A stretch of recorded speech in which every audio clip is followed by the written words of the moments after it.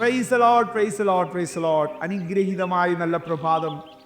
Morning മന്നായിലേക്ക് എല്ലാവർക്കും ഹൃദയം നിറഞ്ഞ സ്നേഹവന്ദനം. ഇന്നലെ ഞാൻ ദൈവമക്കളോട് പറയുകയുണ്ടായി, യേശുവിൻ്റെ രഹസ്യ ശിഷ്യനായിരുന്ന നിക്കോദിമോസിനെ കുറിച്ച് നിങ്ങളോട് സംസാരിക്കാമെന്ന്. നിശ്ചയമായിട്ടും ആ ഭാഗം തന്നെ നമ്മൾ ഇന്ന് ചിന്തിക്കാനായിട്ട് പോകുന്നു. യേശുവിൻ്റെ ഒത്തിരി രഹസ്യ ശിഷ്യന്മാരുണ്ടായിരുന്നു കേട്ടോ. യേശുവിന് ഒത്തിരി ഏത് കാലഘട്ടത്തിലും ഉണ്ടായിരുന്നു. ഈ കാലഘട്ടത്തിലുണ്ട് യേശുവിൻ്റെ എത്രയോ രഹസ്യ ശിഷ്യന്മാർ. സമൂഹത്തിൽ ഉന്നത നിലയിലുള്ളവർ, ഉന്നതമായ പദവികൾ അലങ്കരിക്കുന്നവർ.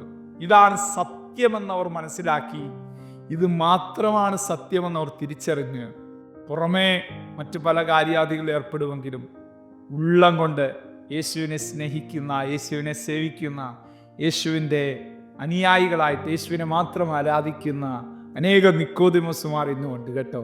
ഞാനൊരു കാര്യം പറയട്ടെ, ഒത്തിരി നാളൊന്നും നിങ്ങൾക്ക് അങ്ങനെ രഹസ്യമായിട്ട് കർത്താവിനെ സേവിച്ചുകൊണ്ട് ജീവിക്കാൻ പറ്റത്തില്ല.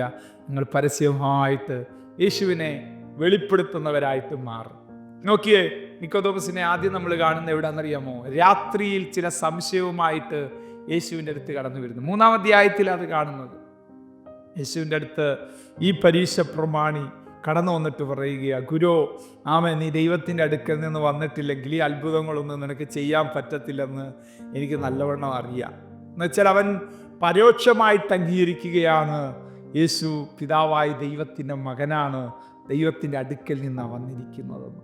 അതെ, ഇന്നും അനേകർ പരോക്ഷമായിട്ട് അംഗീകരിക്കുന്നുണ്ട്, പക്ഷേ തുറന്നവർ പറയത്തില്ല. അതാണ് സത്യം എന്നവർ തുറന്നു പറയത്തില്ല. കാരണം സമൂഹത്തിൽ പല പ്രത്യാഘാതങ്ങൾ അവർക്ക് നേരിടാനിടയായിരുന്നു. പക്ഷെ അവരുടെ ഉള്ളിൽ അറിയാം, ഇത് മാത്രമാണ് സത്യം, ഇത് മാത്രമാണ് ജീവനെന്ന്. നോക്കിയേ, ഇവിടെ അതേ കാര്യമാണ് സംഭവിക്കുന്നത്. രാത്രിയിൽ അവൻ്റെ അടുത്ത് കടന്നു വന്ന് ചില ഡൗട്ടുകൾ ക്ലിയർ ചെയ്യുകയാണ്. യേശുവിനോട് പറയുന്ന പദമാണ് സുവിശേഷത്തിൻ്റെ ആധാരമായിട്ടിരിക്കുന്ന പ്രധാനപ്പെട്ട വാക്യം. പുതിയതായി ജനിച്ചില്ല എങ്കിൽ സ്വർഗരാജ്യം കാണുവാൻ കഴിയത്തില്ല. ആമേൻ. വീണ്ടും വെള്ളത്താലും ആത്മാവിനാലും ജനിച്ചില്ല എങ്കിൽ ദൈവരാജ്യത്തിൽ കടപ്പാൻ ആർക്കും കഴിയത്തില്ല. കണ്ടോ, രക്ഷയും സ്നാനവും എല്ലാം ഒരുമിച്ച് കർത്താവ് നിക്കോദോമസിനോട് പറയുന്നതാണ്. അവൻ്റെ ആമേൻ. എങ്കിലും തുടർന്ന് എന്ത് സംഭവിച്ചെന്ന് നമുക്കറിയത്തില്ല. ഒരു രഹസ്യ ശിഷ്യനായിട്ട് നിക്കോദോമസ് തുടരുവാനിടയായിത്തീർന്നു. രണ്ടാമതായിട്ട് നിക്കോദോമസിനെ നമ്മൾ കാണുന്ന എവിടാന്ന് നമുക്കറിയാം. നമ്മൾ ഇന്നലെ ചിന്തിച്ച ഭാഗത്താണ്. ചേവകരെ എന്ത് ചെയ്തു? അയച്ചു. യേശുവിനെ പിടിച്ചുകൊണ്ട് വാ, യേശുവിനെ പിടിച്ചു കെട്ടിക്കൊണ്ട് വാ എന്ന് പറഞ്ഞ് ഹല്ലേലൂയ അവനെ ഇങ്ങനെ ഹല്ലേലൂയ ആ ഒരു അധികാരം കൊടുത്തു വിടുന്ന കൂട്ടത്തിനകത്ത് ആരും ഉണ്ടായിരുന്നെന്നറിയാമോ? നിക്കോദോമസും ഉണ്ടായിരുന്നു. നിക്കോദോമസ് ആമേൻ. ആ ചേവകർ മടങ്ങി വന്നപ്പോൾ പറഞ്ഞ പദമാ.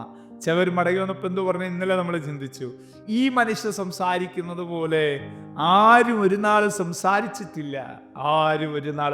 ഞങ്ങൾക്ക് അവരെ പിടിക്കാൻ പറ്റിയില്ല. അവൻ്റെ വാക്കുകൾ ഞങ്ങളെ പിടിച്ചു.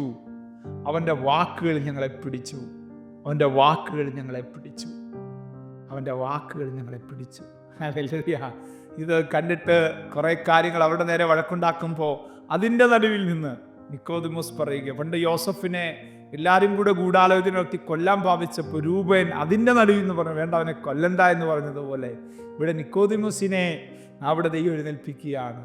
ആദ്യം നമ്മളൊരു പറയുന്നത് കേൾക്കും, രണ്ടാമത് അത് തന്നെ ശരിയാണോ, പ്രവർത്തിക്കുന്ന അങ്ങനെ തന്നെയാണോ നോക്കി, എന്നിട്ടല്ലേ നമ്മുടെ ന്യായപ്രമാണം വിരിക്കുന്നത്. ഇപ്പോൾ ഇവൻ പറഞ്ഞ വാക്കുകൾ ഇവനെ ഈ ആൾക്കാരെ പ്രചോദിപ്പിക്കുക ചെയ്ത്, അല്ലാതെ അവരെ കലഹിപ്പിക്കുകയോ തകർക്കുകയോ ഒന്നുമല്ലല്ലോ ചെയ്തത് എന്ന് പറയുമ്പോൾ അവൻ്റെ നേരെയും അവിടെ തർക്കിക്കുന്ന, നീയും ഗലീലക്കാരനോ, പരിശോധിച്ച് നോക്കുക, ഗലീലിൽ നിന്ന് പ്രവാചകർ എഴുന്നേൽക്കുന്നില്ലല്ലോ എന്ന് പറഞ്ഞ് അവിടെ ഒരു ചെറിയ പ്രശ്നം രൂക്ഷമാകും നമുക്ക് കാണുവാനായിട്ട് കഴിയും. ഏറ്റവും കൂടുതൽ നിക്കോദോമസിനെ എവിടെയാണ് കാണുന്നത് നിങ്ങൾക്ക് അറിയാമോ ദൈവമക്കളെ? യേശു ക്രൂശിക്കപ്പെട്ടു. 2 കള്ളന്മാർ നടുവിൽ ആകാശത്തിനും ഭൂമിക്കും മധ്യേ തെറ്റലസായി നിവർത്തിയായി എന്ന് പറഞ്ഞുകൊണ്ട് പിതാവിൻ്റെ കരങ്ങളിലേക്ക് തൻ്റെ പ്രാണനെ ഏൽപ്പിച്ചു കൊടുത്തു. ശിഷ്യന്മാരെല്ലാം ചിതറിയോടി. ആരൊക്കെ എവിടൊക്കെയാണെന്നൊന്നും അറിയത്തില്ല. കാരണം യേശുവായിട്ട് ബന്ധമുള്ള സകലതിരെയും പിടിച്ചു കെട്ടുന്നൊരു കാലഘട്ടമാണ്. ജീവനെ ഭയങ്കരമായിട്ട് വലുതായിട്ട് കണ്ട് ശിഷ്യന്മാരെല്ലാം ഓടി ഒളിച്ചിരിക്കുമ്പോൾ അരിമത്യക്കാരനായ യോസഫ് എന്ന് പറയുക, ഈ ശരീരം ഇങ്ങനെ ക്രൂശി കിടക്കുന്നത് ശരിയല്ല, ഈ ശരീരം ഇങ്ങനെ ക്രൂശി തുടരുന്നത് നല്ലതല്ല. നോക്കിയേ, ആ യോസഫിനോടൊപ്പം അവൻ്റെ ആ യേശുവിൻ്റെ ശരീരം ചോദിക്കാൻ വന്ന ഹല്ലേലൂയ ഏറ്റവും അനുഗ്രഹിക്കപ്പെട്ട ഒരു കഥാപാത്രമായിരുന്നു നിക്കോദോമോസ്. ഹല്ലേലൂയ. കഴിഞ്ഞ 2 പ്രാവശ്യവും രഹസ്യ ശിഷ്യനായിട്ടിരുന്നെങ്കിൽ യേശുവിൻ്റെ മരണം അവനെ പരസ്യമായിട്ട് കർത്താവിലേക്ക് കൊണ്ടുവരുന്നതിന് മുഖാന്തരമായിട്ട് മാറി. അതേ പ്രിയ ദൈവമക്കളെ, യേശുവിൻ്റെ മരണം, യേശുവിൻ്റെ ക്രൂശ് മരണമാ എന്നെ നിങ്ങളെ പരസ്യമായി ക്രിസ്ത്യാനികളാക്കി മാറ്റിയത്. രഹസ്യമായിട്ട് നിങ്ങൾ കർത്താവിനെ സേവിക്കുന്നുണ്ടോ? സാരമില്ല. പക്ഷേ പരസ്യമാകാൻ കർത്താവ് നിങ്ങൾക്ക് സന്ദർഭം തരും. കർത്താവ് നിങ്ങൾക്കൊരു സാഹചര്യം, ഒരു അവസരം തരും.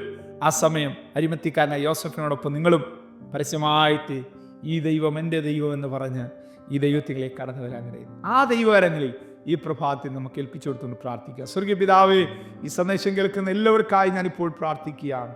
ജീവിതത്തിൽ ഇന്നുവരെ കാണാത്ത അസാധാരണമായ മിറക്കിളുകൾ അവരുടെ ജീവിതത്തിൽ നിറവേറട്ടെ കർത്താവേ. അത്ഭുതങ്ങൾ അവരുടെ ജീവിതത്തിൽ സംഭവിക്കട്ടെ കർത്താവേ. ഹല്ലേലൂയ. ഇന്ന് വരെ കാണാത്ത ദൈവിക ഇടപെടലുകൾ ഇവിടെ ജീവിതത്തിനകത്ത് നിക്കോദിമോസിന് സംഭവിച്ചതുപോലെ പരസ്യമായ കർത്താവിനെ സേവിക്കുന്ന രീതിയിലേക്ക്, ആമേൻ ആമേൻ ആമേൻ, അനുഗ്രഹിക്കപ്പെടുന്ന രീതിയിലേക്ക് കാര്യങ്ങൾ മാറ്റപ്പെട്ടിട്ട് മഹത്വം അങ്ങേക്ക് യേശുവിൻ നാമത്തിൽ തന്നെ. ആമേൻ. God bless you. ദൈവം നമ്മെ അനുഗ്രഹിക്കട്ടെ. Praise the Lord. മോർണിംഗ് മന്ന സന്ദേശം ശ്രവിച്ചുകൊണ്ടിരുന്ന എല്ലാ ദൈവമക്കൾക്കും സ്നേഹവന്ദനം. പാസ്റ്റർ ബിനു വട്ടപ്പാറ. ഈ ദൈവവചന സന്ദേശങ്ങൾ തുടർമാനമായി ലഭിക്കുന്നതിനായി 9745600023 എന്ന വാട്സാപ്പ് നമ്പറിൽ ബന്ധപ്പെടാവുന്നതാണ്. നമ്പർ ഒരു പ്രാവശ്യം കൂടി ആവർത്തിക്കുന്നു: 97 45 60 00 23. ദൈവം നമ്മേവരെയും അനുഗ്രഹിക്കട്ടെ. God bless U.